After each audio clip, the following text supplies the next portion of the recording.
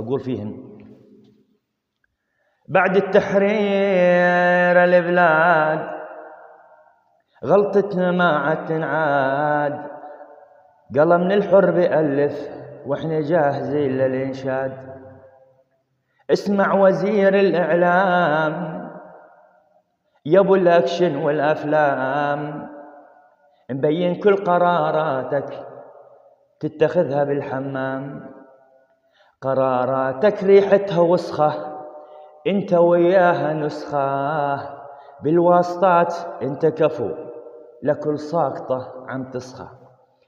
الله نصرها البلاد حتى نحارب الفساد، وانت عم بتروج له لانك فاسد باعتماد. بدنا سوريا حضارة مو تروج للقدارة، وانت لو انك عندي ما بوجلك بحمارة.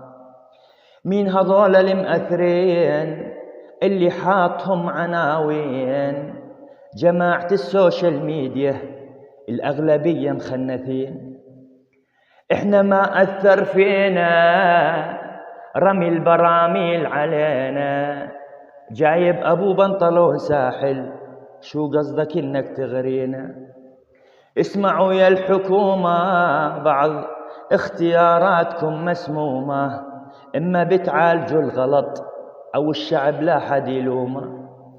إحنا مع سوريا تكون عادلة قوية، وبدنا نحارب الفساد بالعدل لازم مبنية. بدنا نبني سوريا عصح أيام الأسد ولا بح، ما عاد نقبل أي فساد وما عاد في عذر يسمح. وصلت؟ احنا بدنا سوريا ومع سوريا والحكومة السورية بالعدل وبالحق واختيارات الصائبة، وتكون موحدة. كل تراب الدولة السورية تكون موحدة وضد أي تقسيم وضد أي انفصال وأي حكم ذاتي، ماشي؟ ولكن لازم تسمعوا للشعب.